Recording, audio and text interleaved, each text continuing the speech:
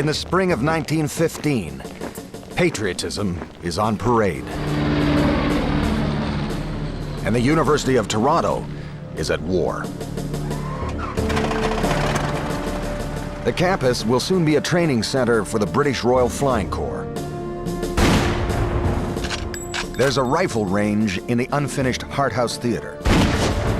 As a grim reminder of what lies ahead,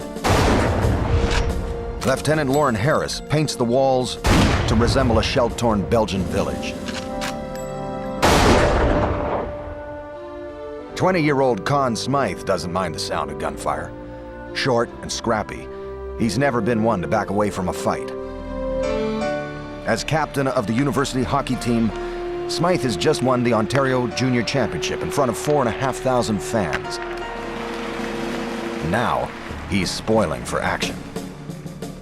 We'd been talking about it for weeks. The following Monday, 9 of us from the hockey team went down to join up 2 artillery outfits that were recruiting. By the end of the day, I was Gunner C. Smythe, 25th Battery, Canadian Field Artillery.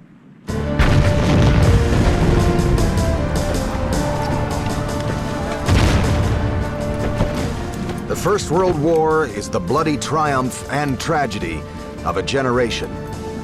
As Canada grows into nationhood, hockey comes of age. From the ruins of Europe, our game is celebrated as the best in the world. The war changes women in society and in hockey. The NHL is born, and the game expands as never before. Empires are built, and a legend in blue rises out of Toronto as the sounds of hockey sweep across the land.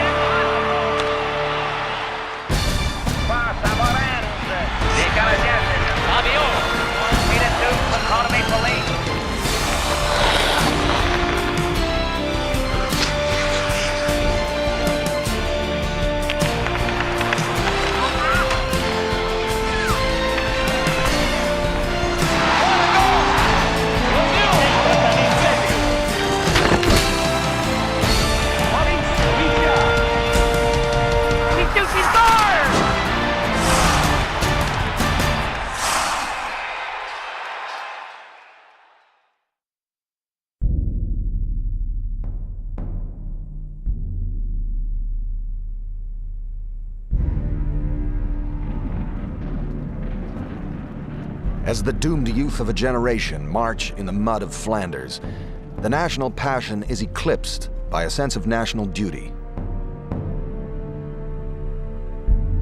Canada needs soldiers. Recruiter and hockey veteran Captain James Sutherland urges hockey players to swap their team colors for khaki. With every man doing his bit, Canada will raise an army of brain and brawn from our hockey enthusiasts, the likes of which the world has never seen. The bell has rung. Let every man play the greatest game of his life. There wasn't a sense of how horrible this war would be. It was an adventure. It was a great adventure. It was you and your chums side by side fighting against an enemy. I mean, bigger and better than any sports match could be. How could you resist it? In Stratford, Ontario, 16-year-old Howie Morenz is instantly hooked.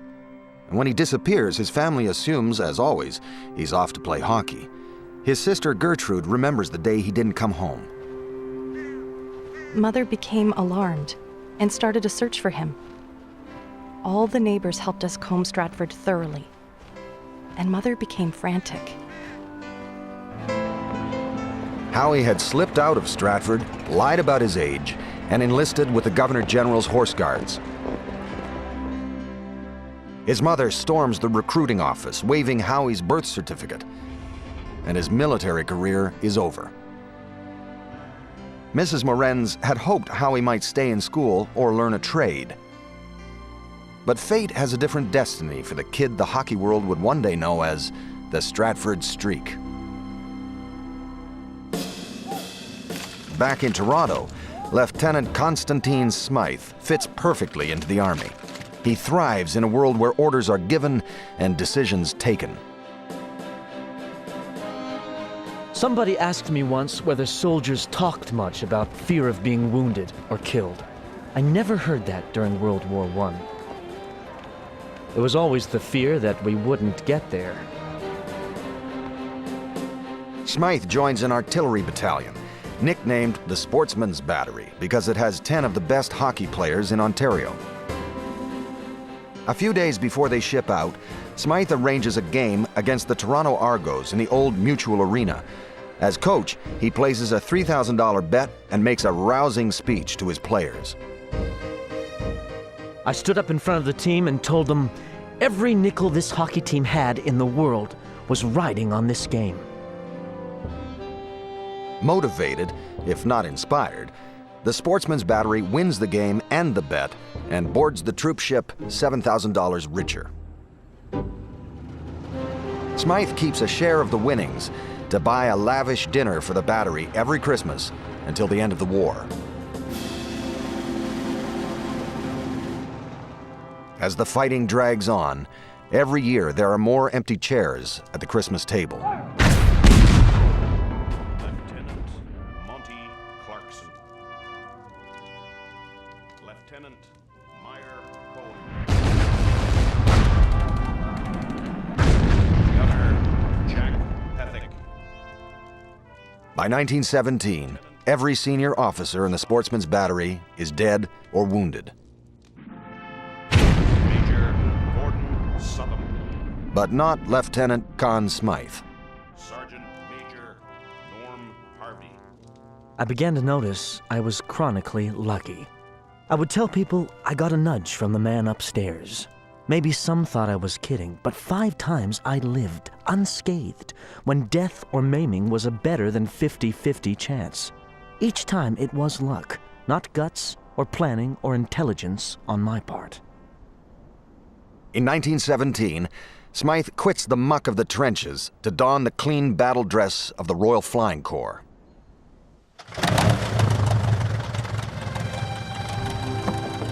He earns his wings and goes back to war as an aerial artillery spotter.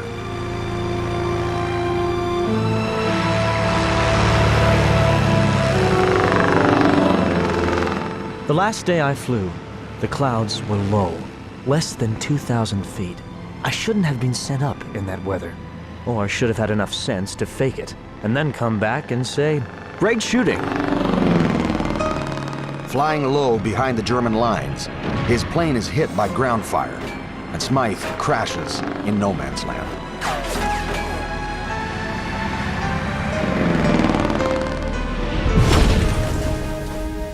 He's listed as missing in action. For his family back home, that's the cruel code for almost certainly dead. They wait for the knock on the door that means Conn's luck has finally run out.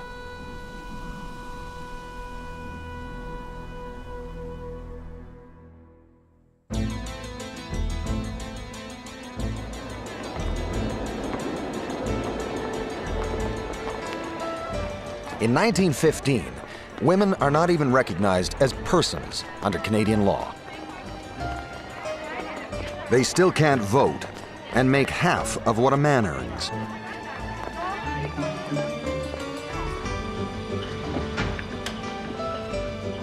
But the necessities of war have pulled women into the workforce as never before. Across the country, women are taking over the jobs left vacant by men.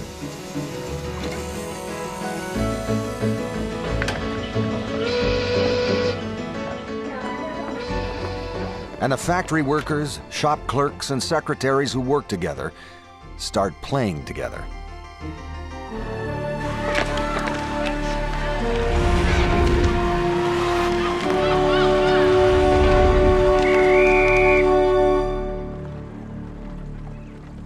With so many hockey players and their fans on the battlefields of France, the arenas are struggling. So poor is the quality of the men's game that the Montreal Wanderers offer free tickets to wounded servicemen and their families. Even that doesn't draw a crowd.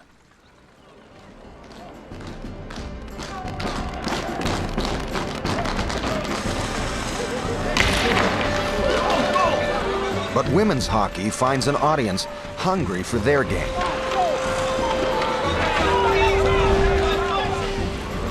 For the first time in history, women are paid to play hockey.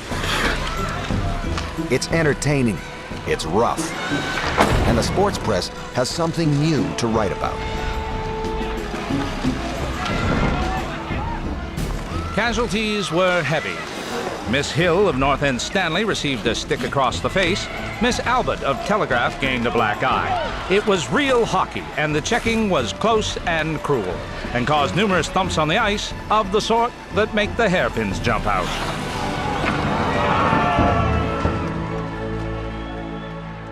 All of a sudden, the women's game gets serious attention. There's the obvious novelty aspect of it, of girls playing this man sport. But lo and behold, there's another novelty aspect of it once it begins. They're good at it. In every town, there are local heroes, just as there had been in the men's game. Right winger Tenna Turner is the star forward for the Westboro Pets. Young Eva Alt is a fan favorite of the Ottawa Alerts. But there are none who can skate like Albertine Lapense, the miracle maid from Cornwall, Ontario. She's a 26-year-old sniper who's become the darling of the sports press. It is probable that the match will attract the largest crowd that has ever witnessed a girls' game in Ottawa. Miss Albertine Lapense will be the center of attention when the Cornwall team skates out. The gallant little lady has gained fame as the queen of all lady hockeyists. She scored 15 goals in a recent game.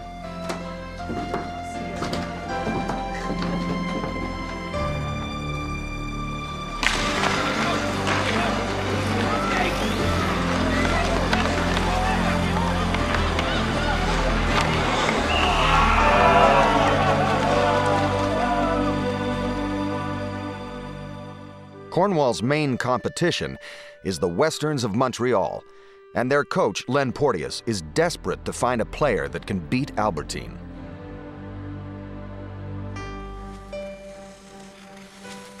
First, he recruits Agnes Vautier, a left winger from Montreal. They call her the female Nuzi Lalonde. She's quick, and she can score, but she's no match for the Miracle Maid.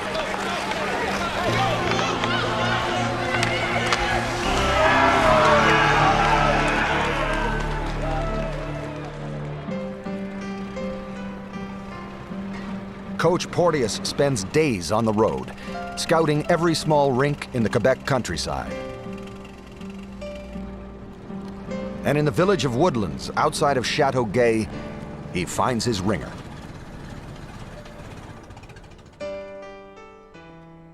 He discovered a young girl by the name of Eda Lalonde, who is a hockey prodigy. Only 17 years old, this girl marveled all those who saw her play. And each one proclaimed her Lapense's rival.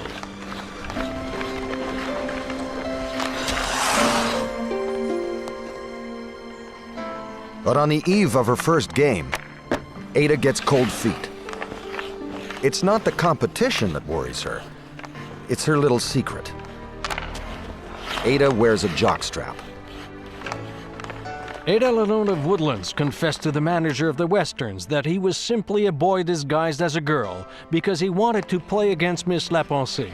The young boy, dressed in bloomers and a jersey top, definitely looked like a girl and even fooled Len Porteous during the first practice.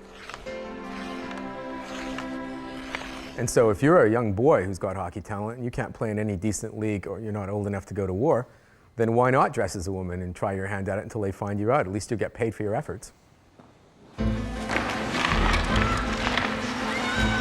Women's hockey is so popular, promoters put up money to stage a series of exhibition games in the United States.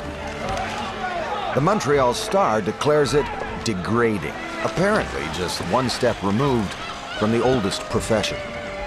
Young ladies going on these sorts of trips put themselves in competition with professional actresses, burlesque performers, and vaudeville, and are expected to be treated as such. A lot of the press were not so much against women playing hockey as they were against women traveling and playing hockey.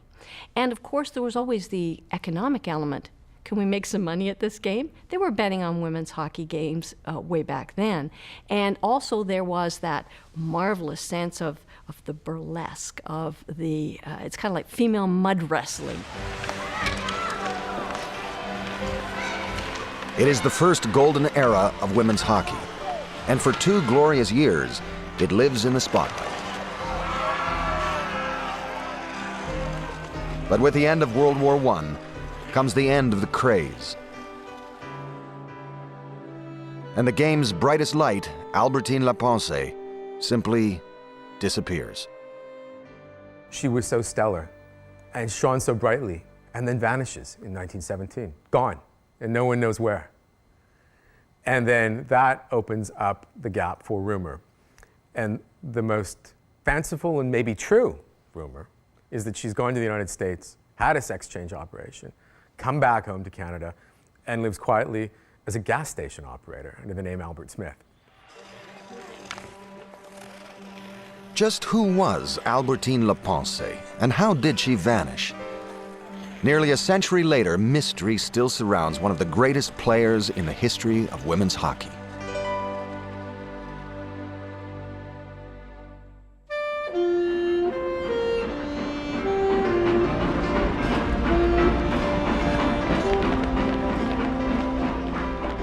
In 1919, Canadian soldiers are coming back from the war, coming back to a changed country.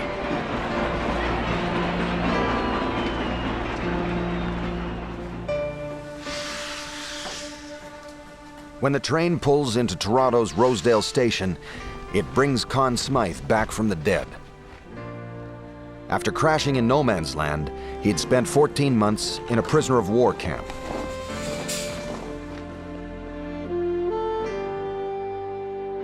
"4 years of my life were gone that I would never get back. I was 24 and hadn't done a thing yet, but I was going to make up for it. Of that, I was damn sure." Opportunity is on the horizon, and Smythe will take it with both hands. But the doors don't open so easily for everyone. In Winnipeg, Frank Fredrickson and his friends are also returning veterans. But they're first-generation Icelandic Canadians. The locals call them Ghoulies, second-class citizens. Before the war, Fredrickson was a top-notch hockey player with the Falcons. They had trouble getting ice time then, and nothing has changed now. We found that the reason we couldn't get into the senior league was because the players were from well-to-do families and wanted no part of us. But they couldn't quite get away from us that easily. They've shown in the war that they are fine citizens, but the war's over. We want the world to go back to the way it was, and in Winnipeg that means white Anglo-Saxon Protestants call the shots, and Lutheran Icelanders do not. And so once again, they're barred from the top leagues in Winnipeg and have to find somewhere else to play. But the Falcons will get their chance in 1920. Hockey's popularity is growing in Europe, and for the first time it will be played at the Olympic Games in Antwerp, Belgium. Canada will send the winners of the Allen Cup, awarded to the country's best amateur team. And the Falcons intend to be that team.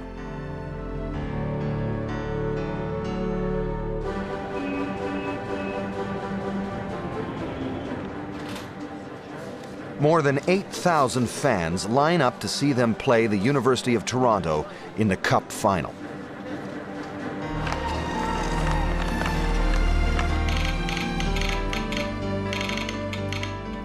Back in Winnipeg, the Free Press is running a special Allen Cup bulletin service, calling the play-by-play to hundreds of fans gathered on the street.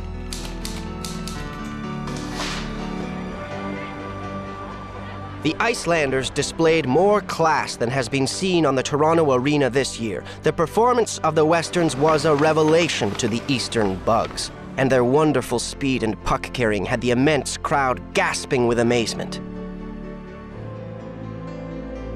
The Falcons win 3-2, and suddenly they're heroes. No more will they hear that unholy name, Ghoulies. It will be Hello Canada and Bonjour Canadiens. The team is fully able to represent the athletic manhood of the Great Dominion.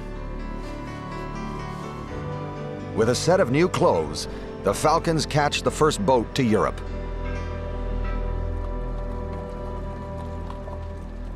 In 1920, Belgium is still digging out of the rubble of the Great War. But in the city of Antwerp, the ice rink is still standing, and the Palais de Glace is like nothing the Canadian boys had ever seen before. Sports editor and hockey czar Bill Hewitt reports on the Falcons for the readers back home.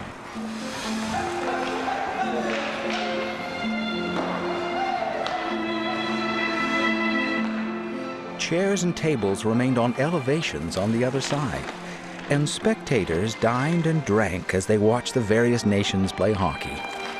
A really good orchestra played tirelessly from early morning until late at night. A suitable surrounding for the genteel sport that is European hockey. Monsieur Savoie of the Swiss team tends the net wearing a smart cardigan with white shirt and tie. He lets in 29 goals in his first outing. Frank Fredrickson and the Canadians are in way under their heads.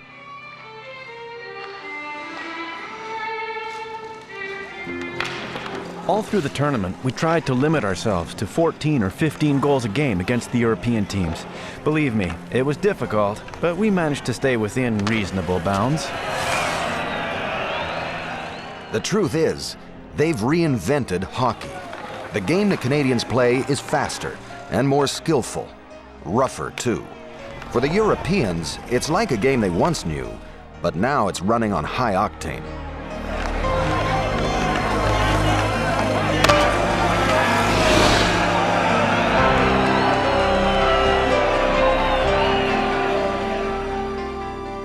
The Falcons romp through the tournament. In the gold medal game, they meet the Swedes.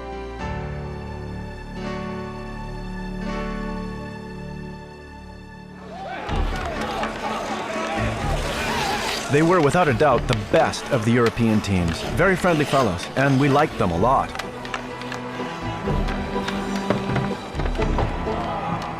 As a gesture of goodwill, the Falcons deliberately trip up and give the Swedes a break. They let them score a single goal. I guess it's safe to confess that we gave it to them. The Swedes went wild. They were yelling and cheering, shaking hands with themselves, shaking hands with us. It was great. But that was all the Swedes would get. The Falcons win the game 12-1.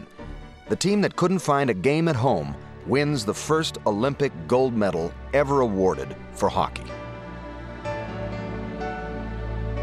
Defenseman Alan Woodman writes home.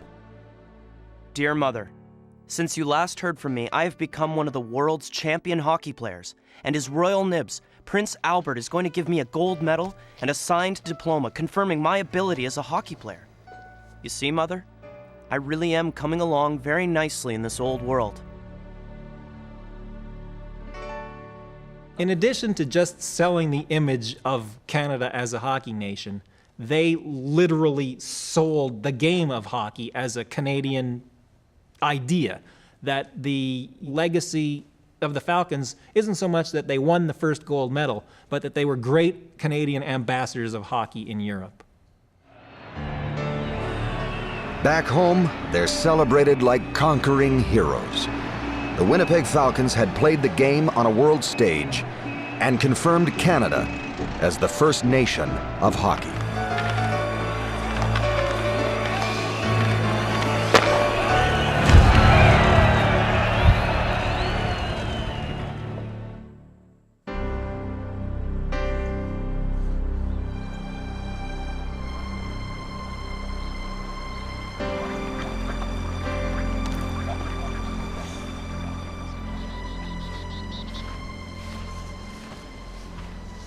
Howie Morenz may have been saved from the trenches by his mom, but even she can't keep him in school. At 17, Howie quits to go work in the Stratford railway yards.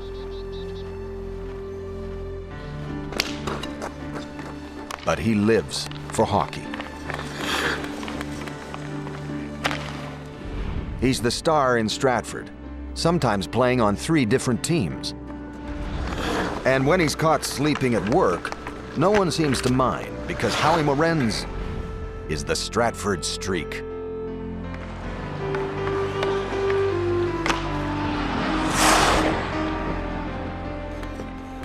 News of the hockey marvel reaches the desk of Leo Dandurand in Montreal.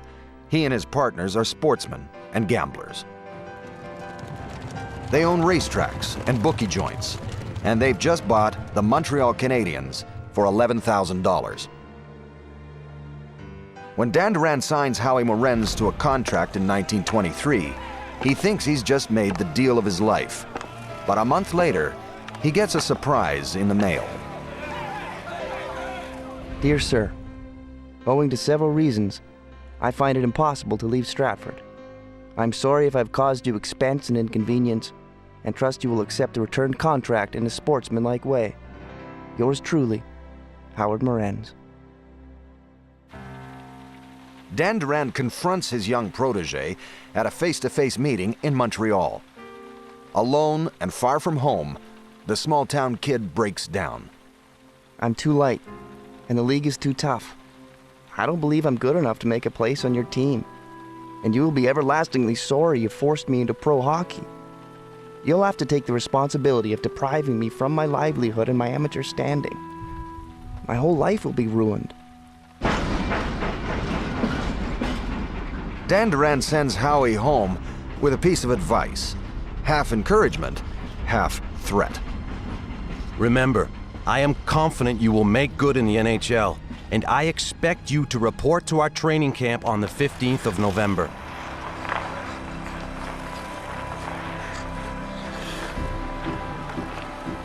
Morenz swallows his fears and shows up at camp.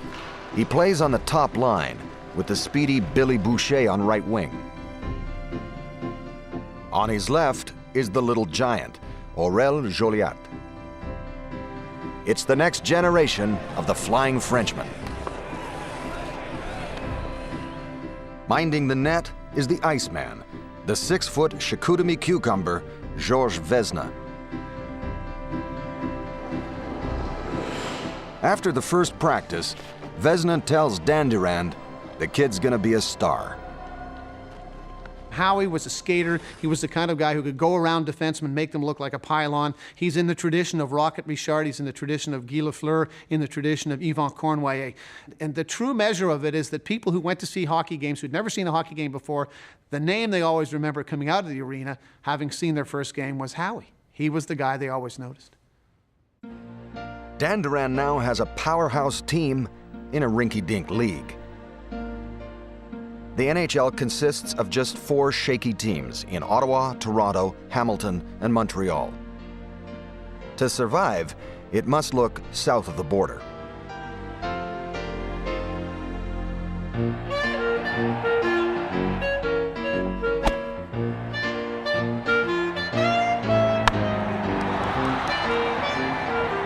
The 1920s are the golden age of sport in the United States.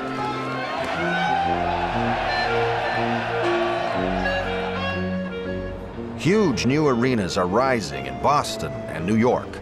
There are markets and millionaires to be exploited. And Leo Dandurand knows how to sell the game. He and the NHL need a buyer, and they target Tex Rickard. Rickard is Jack Dempsey's manager, the man who made the first $1 million gate and the driving force behind the new Madison Square Garden in New York. When Tex Rickard comes up to Montreal for an evening of drinks and a little Canadian-style hockey, it's Leo Dandurand's Flying Frenchman he's here to see.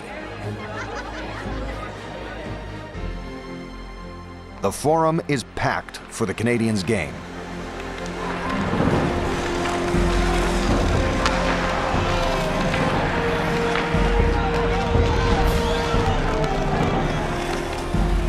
Rickard can't take his eyes off Howie Morenz. He sees the screaming fans and the power of the game.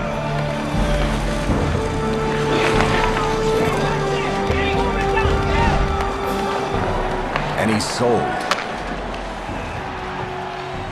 Rickard promises to put ice in Madison Square Garden on the condition that Howie Morenz and the Flying Frenchman are there for the opener.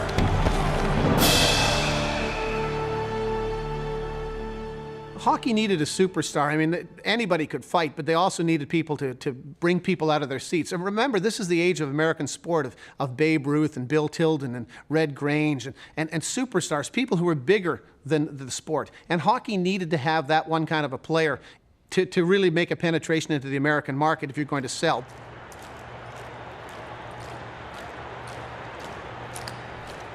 December 15th, 1925. Opening night in Madison Square Garden. There's a fresh sheet of ice and a new team, the New York Americans, waiting for the Canadians.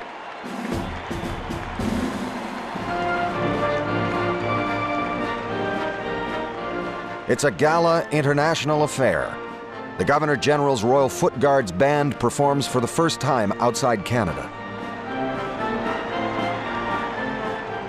To help New Yorkers understand the game, The Times publishes the hockey rules 2 days before the game. The beautiful people from Broadway to Wall Street show up at the opening.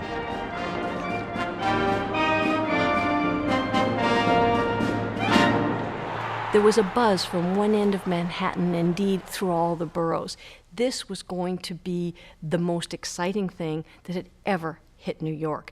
There was going to be speed. There was going to be violence. I remember the great story about him always parking a couple of ambulances in front of Madison Square Garden before the game. Sort of there's going to be bloodshed here. Tex Rickard understood how to put something on Broadway and how to play it up big. As the teams line up on the ice, WJY Radio begins its hockey broadcast. This is Major J. Andrew White speaking to you from the beautiful new Madison Square Garden. It's going to be a magnificent... The New York Americans are a sea of color, covered in red stripes and white stars. Canadians left winger Aurel Joliat is charmed. What a surprise to see the Americans in those uniforms. They looked like they'd come right out of a circus. We didn't know whether to play hockey against them or ask them to dance. It was New York not only against Canada, it was New York against those marvelous Flying Frenchmen who themselves brought this aura of exotic to New York.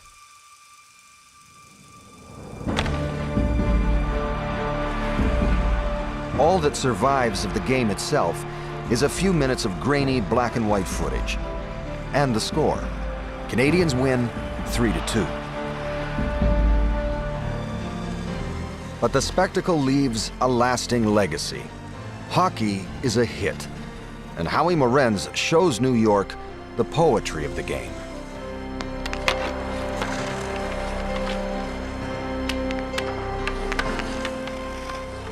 It's like ballet on ice. It really is. If you understand how graceful ballet is, the sport of hockey is like that all the way back to the 20s. You got to be able to skate. And so we combine that with a competitive side, and we combine it with a physical aspect, but it's ballet on ice. It's something special. By the end of the 20s, the NHL has grabbed a toehold in the richest market in the world. There are hockey teams in Boston, Chicago, New York, and Pittsburgh. And as the game grows in the United States, a legend in blue is rising in Toronto.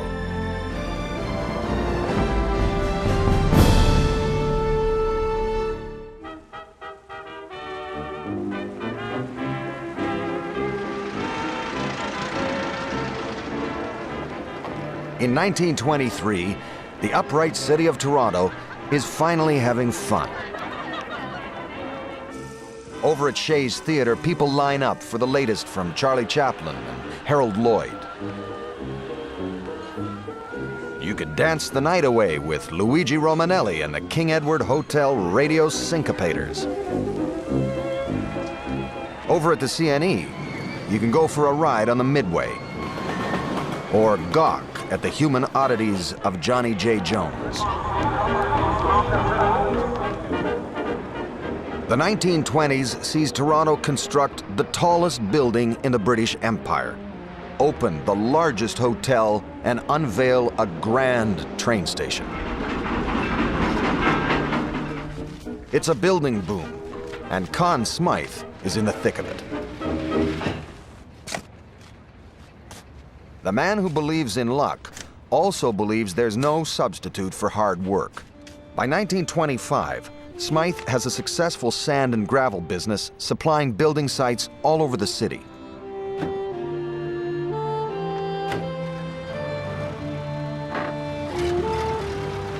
But he's never far from hockey. On weekends and evenings, he'll take any job: referee, goal judge, scorekeeper, or coach.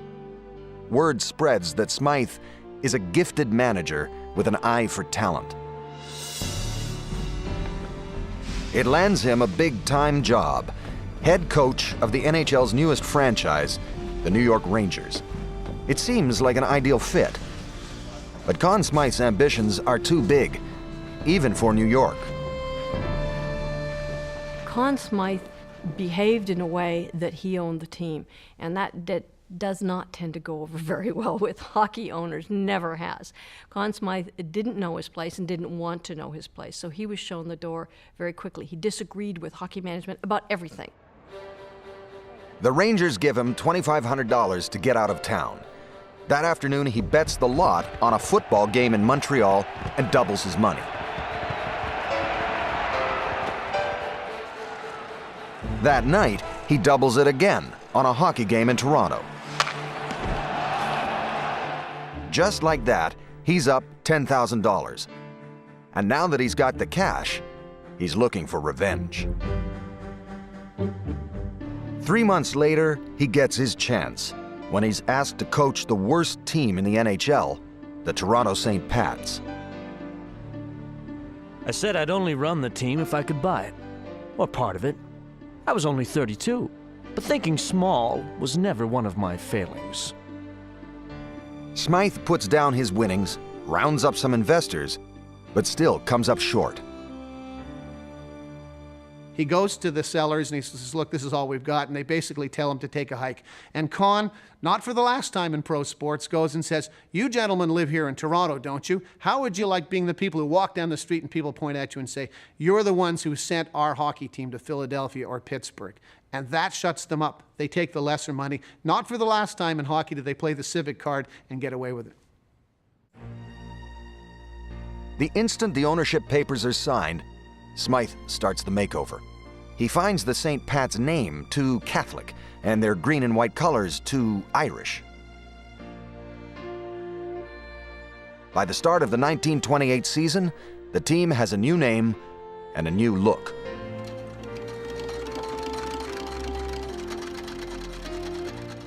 I had a feeling that the new Maple Leaf name was right.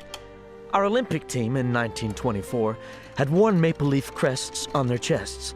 I had worn it on insignias and badges during the war. I thought it meant something across Canada.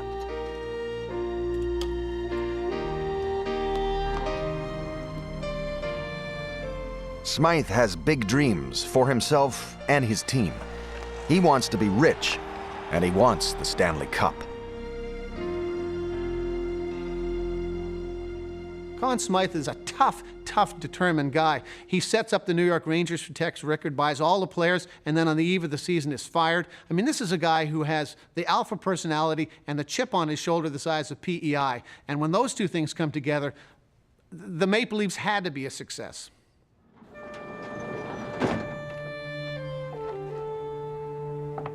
In the spring of 1930, with Canada in the depths of the Great Depression, Smythe does the unthinkable.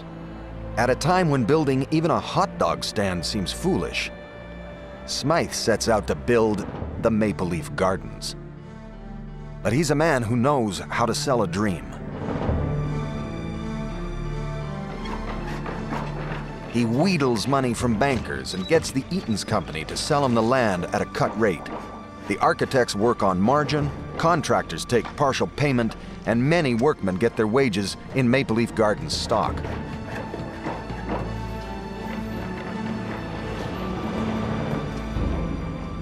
Conn Smythe built an arena at a time when there wasn't the money to build an arena, and built it in 5 months. I mean, just unbelievably how all of that could happen. But, you know, he was that kind of brash, proud character. I mean, he was Major Smythe. He was that unstoppable force.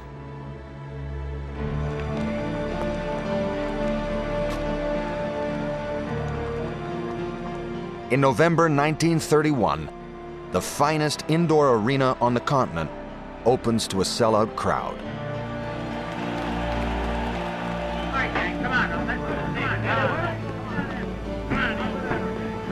At the end of his first season in the Gardens, Conn Smythe gets his revenge. His Toronto Maple Leafs soundly beat the hated New York Rangers and take their first Stanley Cup. But there's something else significant about the game. Suspended high above center ice is a strange steel box.